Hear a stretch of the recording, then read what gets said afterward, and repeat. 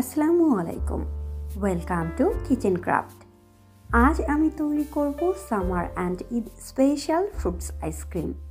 যারা আইসক্রিম খেতে ভীষণ পছন্দ করে তাদের জন্য আজকের এই বিশেষ আয়োজন।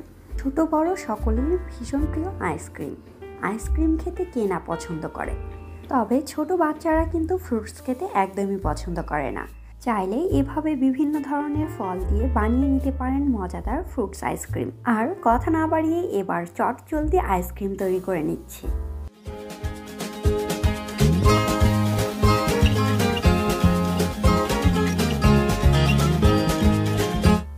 প্রথমে একটি বাটিতে নিয়ে নিয়েছি 1/4 কাপ দুধ।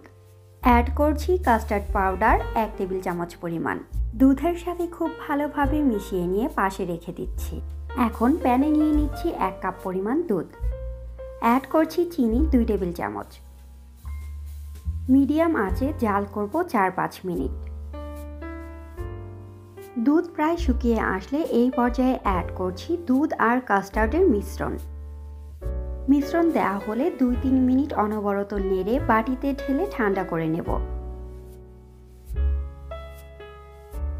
আইসক্রিমে অ্যাড করার জন্য এখানে আমি কিছু ফল নিয়েছি। ফলগুলো একটু ছোট ছোট করে কেটে নেব। এই ক্ষেত্রে আপনারা আপনাদের ইচ্ছে মতো ফল অ্যাড করতে পারবেন। ফলগুলো কাটা হলে পাশে রেখে দিচ্ছি। এবার অন্য বাটিতে নিয়ে নিয়েছি 1 কাপ পরিমাণ হুইপড ক্রিম। বিট করে নেব। একটু হার্ড হয়ে আসলে দিয়ে দিচ্ছি তৈরি করে রাখা দুধের মিশ্রণ দেওয়া হলে আবারও 2 মিনিট খুব ভালোভাবে বিট করে নেব।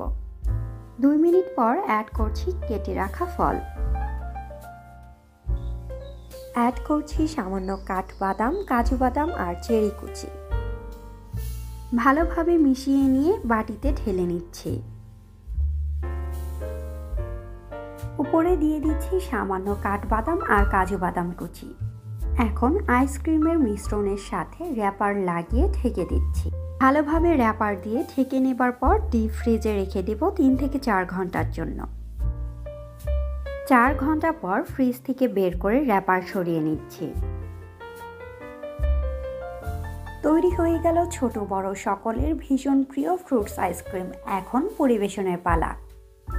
আমার প্রিয় আইসক্রিম তো রেডি, এবার আপনাদের পালা।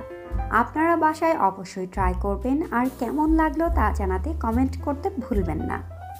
কথা হবে আবার নতুন কোনো রেসিপি নিয়ে। সেই পর্যন্ত আপনারা সবাই ভালো থাকবেন, আমার জন্য দোয়া করবেন আর আমার রেসিপি ভালো লাগলে চ্যানেলটি সাবস্ক্রাইব করে পাশে থাকবেন।